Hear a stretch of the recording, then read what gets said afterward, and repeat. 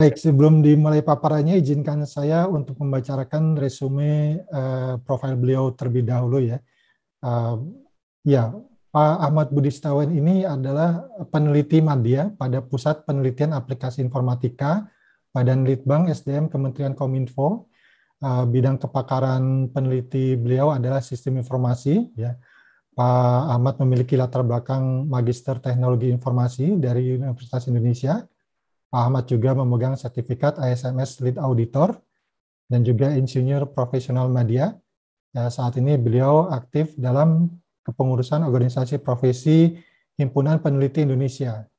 Ya, sebagai peneliti, beliau juga pernah menjadi koordinator pada penelitian kesiapan keamanan informasi pada pemerintahan dan ASMS Awareness pada pemerintah dan masyarakat.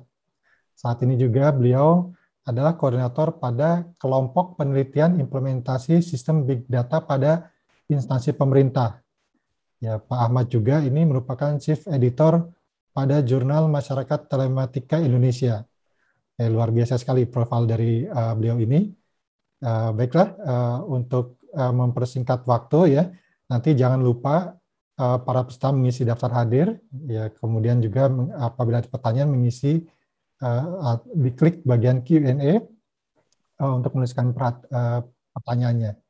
Dan Pak Ahmad, nanti waktu untuk pemaparan kita adalah 20 menit ya Pak? Oke Pak. Baik, waktu dan layar saya persilakan kepada Pak Ahmad. Silakan Pak Ahmad.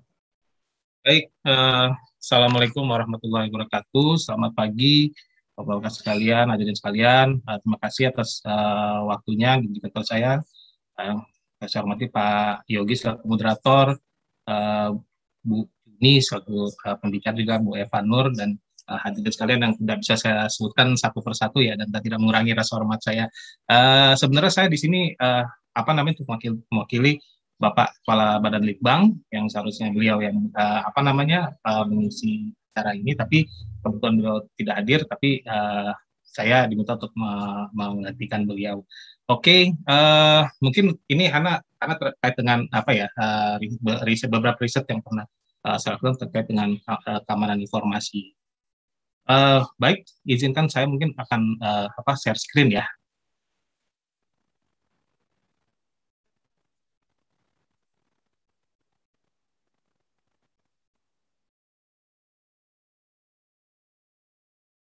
Oke, sudah tampak Bapak-Ibu sekalian ya, Pak Yogi?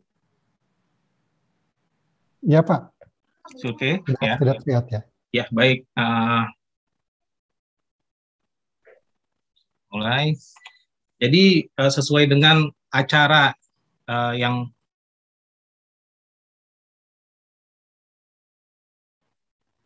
kesadaran social awareness masyarakat terhadap keamanan sistem informasi.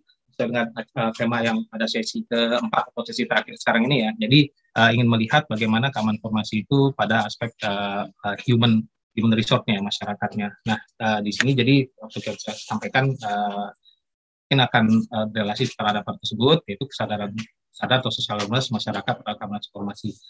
Baik, jadi kita sudah tahu sama-sama bahwasannya pada saat ini negara kita, Indonesia ini sedang mengalami transformasi digital dan juga sedang dalam proses pembangunan masyarakat informasi. Nah, ini sesuai dengan konvensi atau kesepakatan dalam pembangunan masyarakat informasi global dalam forum WSIS yang diselenggarakan di Tunisia tahun 2005 yang lalu. Maka itu sempat Kominfo waktu itu punya logo ya, menuju masyarakat informasi Indonesia. Dan hal ini juga sesuai juga dengan visinya Presiden Jokowi ya, yang menekan dan juga menekan pada pembangunan masyarakat informasi. Ini tercantum dalam visi nasional Indonesia Emas 2045 itu dengan mewujudkan hal ini dengan dalam pembangunan industri 4.0. Nah, dalam transformasi digital ini tentu masalah keamanan informasi itu menjadi hal yang krusial, dan juga ini sudah masuk juga dalam peraturan-peraturan yang ada. Nah, terutama kita ketahui yaitu daripada Undang-Undang Nomor 11 Tahun 2008 Junto yang direvisi menjadi Undang-Undang 19 tahun 2011 tentang informasi dan transaksi elektronik yang sudah sama-sama kita tahu bersama lah ya, Undang ITE, dan juga turun-turunannya juga nanti banyak yang fokus pada masalah keamanan informasi yang nanti dilihat tidak hanya dari segi teknis teknologi tapi juga dari sisi human-nya juga atau proses dan juga terkait dengan masalah siapa pengelolanya dan juga end user. Nah, manusia ini merupakan bagian dari sistem. Jadi kalau kita bicara tentang people, proses, dan teknologi dalam suatu sistem informasi. Nah, manusia atau people ini adalah yang paling terlemah gitu ya. Jadi bisa saja nanti prosesnya sudah bagus, teknologi sudah oke, tapi ya rusaknya suatu sistem tersebut dari masyarakat, karena masyarakat itu sering kali abai gitu, terhadap proses dan juga terhadap aturan-aturan, dan juga ya ini akan menyebabkan tentu terjadi kebocoran data seperti itu. Nah, definisi dari social awareness itu adalah kesadaran sosial manusia terhadap sesuatu, dalam hal ini terhadap keamanan sistem elektronik. Ini bisa dievaluasi melalui aspek pengetahuan, sikap, dan juga perilaku. Ini kita harus dari human awareness factor ya dalam evaluation of information system security awareness in higher education.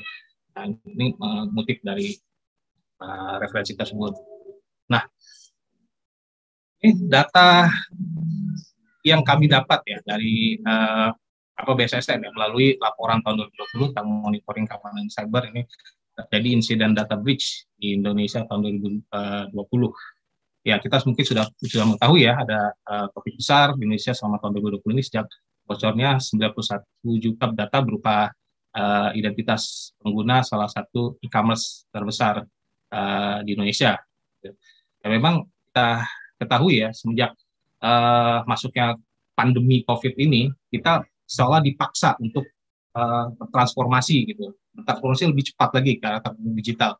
Tapi meskipun demikian, itu banyak sekali kelemahan-kelemahan seperti tadi disebutkan people the weakest link in the system. Nah, ini terjadi insiden data breach di Indonesia yang disebabkan mungkin ada orang dari aspek manusianya gitu. Nah, ini semuanya lengkap disampaikan di laporan yang dibuat oleh Badan Cyber dan Sandi Negara. Jadi kesadaran masyarakat terhadap keamanan sistem elektronik itu adalah kepatuhan terhadap peraturan, ada security policy, ya banyak ya, tentu di sana ada apakah itu undang-undang atau misalnya sebagai code of ethic, ya, apakah itu nanti semacam seperti ya, ISMS gitu ya, kita juga sudah ada SNI 271 gitu ya, menurut dari ISO 271. Ini sebagai user, bapak itu end user atau dia pengelola sistem elektronik, itu harus patuh terhadap aturan-aturan yang berlaku tersebut itu ketika dia sedang menggunakan sistem elektronik atau sebagai pengelola sistem elektronik. Nah, berbicara mengenai kesadaran informasi, ini dari kajian-kajian atau dari yang kami lakukan ini, dalam pembentukan kesadaran itu akan bentuk suatu karakter, di mana karakter seorang manusia itu pengaruhi oleh antara lain agama, budaya, dan hukum. Ini secara general gitu ya. Seperti agama, kita kan mengajarkan bagaimana kita beretika, berperilaku. Itu memang zaman dulu belum ada dunia maya, tapi bagaimana perilaku kita di dunia maya itu juga kan kita mencerminkan perilaku kita di dunia nyata juga gitu kan. Nah, kalau kita baik, kita jadi orang yang baik ya, kita tentu di dunia maya pun kita kan baik juga, tidak menyerang orang, tidak mencuri data dan sebagainya gitu ya. Dan juga tentu budaya gitu di masyarakat, untuk kearifan lokal gitu ya, yang bisa kita lebih Indonesia dikenal dengan budaya sopan santun gitu ya. Dan juga nanti ada hukum. Hukum ini juga sebenarnya mengadopsi dari budaya atau kearifan lokal yang berlaku. Selain juga nanti hukum tersebut juga mereferensi pada teknologi-teknologi yang ada gitu untuk semua mengatur proses itu dapat berjalan dengan baik. Nah, kalau etika itu sendiri itu berasal dari kata bahasa Yunani yang ethos atau karakter, sesuai karakter manusia itu berasal dari sana, dari dan ilmu etika yang mempelajari sikap dan moral dari manusia seperti bagaimana menentukan benar dan salah itu bukan cabang dari studi filosofi, dan kemudian ya berkembang nanti jadi mungkin akan lebih dijelaskan lagi oleh narasumber saya ini Bu Juni ya tentang psikologi, tentang aspek psikologisnya gitu, dan juga dari etika itu bagaimana terbentuknya, mungkin nanti lebih mendalam lagi mungkin akan dijelaskan oleh Bu Juni. Nah, negara Indonesia ini adalah negara hukum atau jadi bukan negara kekuasaan. Jadi segala sesuatu itu ada hukum-hukumnya gitu. Termasuk dalam dunia maya sendiri juga ada hukumnya. Nah, ini bahwasannya Indonesia negara hukum ini sudah ada tertuang dalam penjelasan Undang-Undang 5 yang juga di pasal 1 ayat 3 Undang-Undang 45 yang pasca amandemen ya. Jadi tidak ada aturan-aturan dasar hukum yang berlaku untuk terkait dengan masalah kesadaran atau dalam cyber security ini untuk mengatur masyarakat rakyat itu dalam melakukan transaksi elektronik pada sistem elektronik ini seperti itu. Nah, ini pun juga akhirnya dari semua kebijakan peraturan yang berlaku tersebut ini ke dalam strategi nasional, yaitu untuk mengantisipasi kejahatan tindak pidana teknologi informasi dengan beberapa pendekatan untuk pendekatan teknologi, pendekatan hukum, dan juga pendekatan sosial kultural. Untuk pendekatan teknologi itu sendiri, pemerintah Indonesia gitu sudah ini mengatur berbagai penggunaan itu perangkat lunak, perangkat keras gitu ya yang ada di Undang-Undang ITE dan juga turunan di PPPSTE.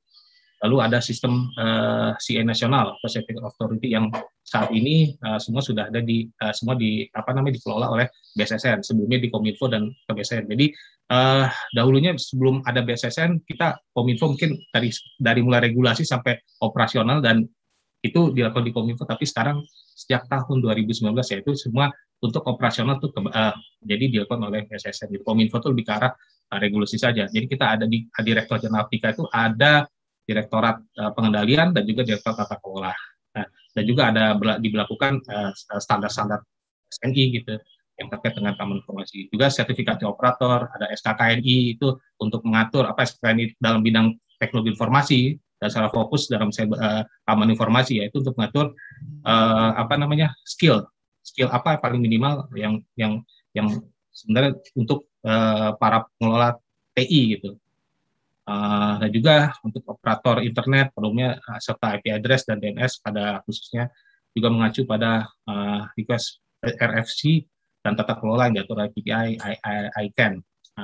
Lalu ada juga ID-cert, ID-cert, dan juga ini secara umum ya, dan juga mungkin EduCert, BankCert gitu. Nah, ini dalam hal incident handling gitu ya. Nah sekarang ID-cert ini kita dikelola BSSN itu menjadi pusat operasi keamanan siber nasional atau pusat SINAS gitu. Lalu ada dalam terkait dengan pendekatan teknologinya juga ada terkait dengan filtering, blocking, dan juga di Aptika sendiri yang sampai sekarang kita melakukan kegiatan dengan siberkreasi. Ini seperti macam sosialisasi edukasi pada masyarakat bagaimana dalam bertransaksi atau berinteraksi di dunia maya yang secara umum gitu, masuk dalam bidang keamanan informasi dan lain-lain sebagainya. Dan dalam pendekatan hukum ya seperti kita ini ada beberapa kebijakan-kebijakan yang sudah dihasilkan ya oleh pemerintah sejak dari paling tuanya itu terkait dengan ICT ini adalah di Undang-Undang 36 tahun 99 tentang telekomunikasi, Lalu ada Undang-Undang 11 tahun 2000, Junto 19 2016 tentang ITE, dan juga ada sekarang ini masih dalam RUU ya, tentang perlindungan data pribadi, yang di mana Permen Kominfo tahun 2010 tahun 2016 tentang perlindungan data pribadi, juga Permen Kominfo tahun 4 tahun 2016 tentang sistem manajemen pengamanan informasi, dan juga sebagainya. Nah, untuk pendekatan sosial kultural ini perlu dipelajari ke masalah masyarakat. Ini kita di Kominfo itu melalui kajian, melalui sosialisasi gitu, pendekatan sosial kultural tersebut. Juga kita melihat bagaimana trending yang apa sih trending di dunia maya saat ini. Nah, kita coba amati itu karena ini di dunia maya ini sangat terus gitu, dan kita susah sekali kalau tanpa kita melihat tren ini seperti apa gitu, sangat dinamis. Nah, kita juga di Kementerian Kominfo juga sudah melakukan survei terhadap kesesuaian berdasarkan SNI 2021 melalui namanya indeks kami, indeks keamanan informasi. Yang saat ini karena kita fokus di regulasi saja, dan ini sekarang kegiatan ini dilakukan oleh BSSN, terus itu ada 5 aspek dan teknologi informasi. Itu di sini juga aspek sumber daya manusia juga dievaluasi dalam indeks tersebut. Nah, dalam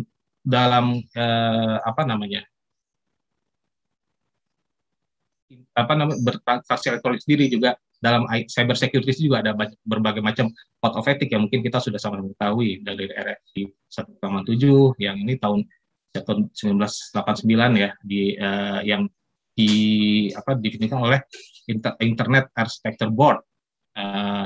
Ini ada beberapa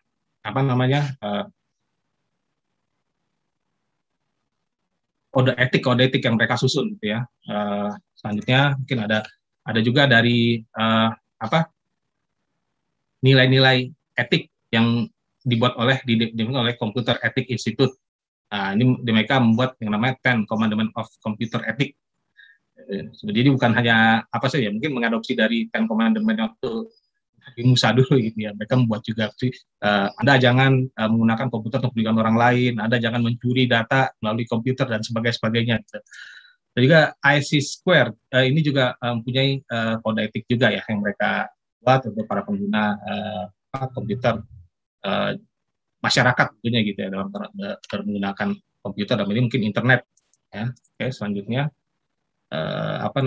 jadi semua itu adalah untuk untuk mengatur kebiasaan-kebiasaan baik itu ya end user atau pengelola sistem elektronik. Jadi kalau user apa saja yang mereka akses, jadi kalau bagaimana pengelola passwordnya dan pengelola sistem informasi pun gitu. Kalau user kan dia bertanggung jawab kepada diri sendiri ya, data dia. Kalau pengelola sistem informasi tentu dia sistem elektronik tentu dia bertanggung jawab kepada organisasinya gitu. Di sana ada data-data organisasi, juga data-data stakeholder-nya juga gitu. Nah, untuk itu kami juga pernah melakukan kajian kesadaran keamanan informasi pada masyarakat ya. Kami lakukan di Badan Litbang Kominfo gitu. Ini dari studi literatur, ini konsep knowledge, attitude, behavior. Dan itu untuk dalam mengukur kesadaran keamanan informasi. Ini dari Kruger dan Kearney. Jadi bagaimana sebuah pengetahuan atau knowledge itu mempengaruhi sikap dan juga mengatur perilaku masyarakat masyarakat dalam transaksi elektronik.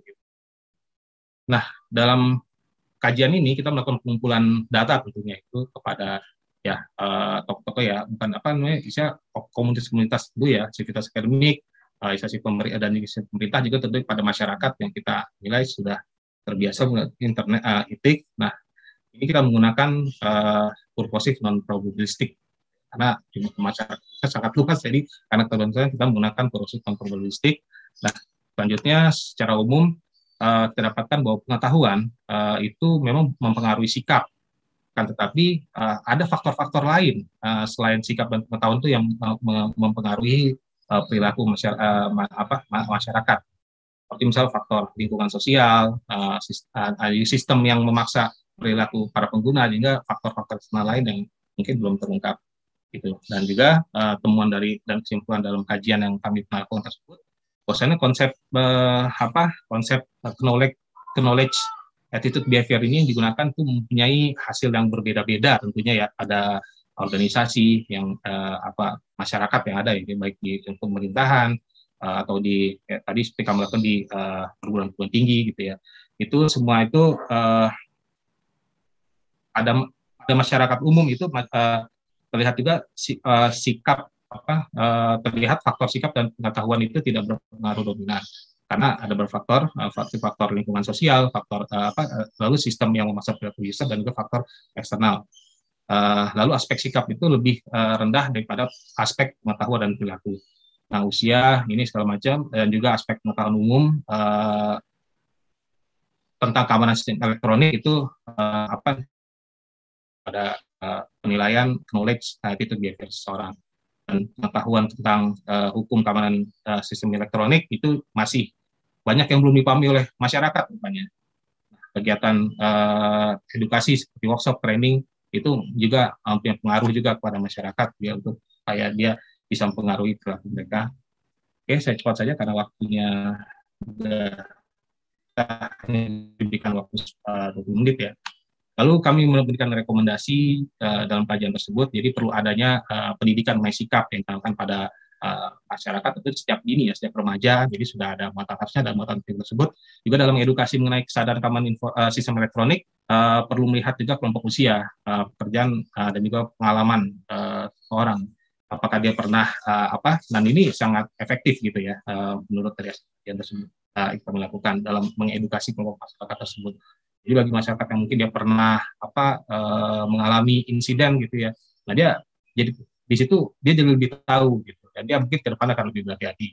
Lalu kegiatan edukasi seperti workshop, training itu perlu diperbaiki metode penyampaiannya agar lebih efektif, seperti misalnya dengan campaign-campaign menaikkan informasi gitu, dan juga tentunya perlu ditingkatkan pemahaman hukum dan regulasi tentang keamanan elektronik dalam bentuk sosial dan edukasi. Jadi bukan hanya tadi kesadaran, tapi juga hukum-hukum, peraturan-peraturan regulasi itu perlu juga dipahami oleh masyarakat, dan kita juga perlu mengedukasi masyarakat terhadap regulasi tersebut. Nah, kalau masyarakat buta regulasi, bagaimana mereka bisa comply terhadap peraturan tersebut? Nah, ini di Kominfo, khususnya di Badan Litbang juga mempunyai program yang namanya Digital Talent Scholarship. Itu banyak pelatihan-pelatihan, tidak hanya bidang cyber security saja tentunya, tapi juga IT secara umum. Kita untuk literasi digital lah, gitu ya. Tapi yang fokus terhadap bidang information security ini, itu kita ada pelatihan-pelatihan seperti cyber security operation, security awareness essential for knowledge worker, security specialist, network defense operation, security operation, center analysis, incident handler specialist, secure development, dan yang saat ini ada cyber security analyst untuk sektor publik. Nah, ini yang dilakukan, yang di conduct oleh Synexis Internasional gitu ya. Sebenarnya dari isi Council dan juga dari Cisco. Nah, ini bisa diikuti oleh masyarakat umum, baik itu ada beberapa akademinya gitu ya.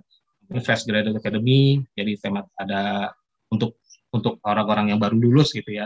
Tapi juga terbuka saya untuk orang-orang yang istilahnya yang tidak fresh graduate, oke aja. Juga ada yang paling umumnya adalah yang terakhir tadi yang disebutkan itu security analyst untuk publik itu di akademi tematik akademi. Ini ya kualifikasi juga bermacam-macam, tapi ini bisa inilah salah satu upaya yang kami lakukan di Kominfo, meningkatkan awareness masyarakat terhadap cyber security. Oke, saya rasa sudah lebih beberapa menit ya waktu yang saya gunakan dalam penyampaian materi ini. Saya rasa itu saja dari saya. Saya ucapkan terima kasih dan mohon maaf apabila ada kesalahan dalam penyampaian saya. Mohon maaf dan saya kembalikan ke Pak Yogi sebagai moderator. Terima kasih.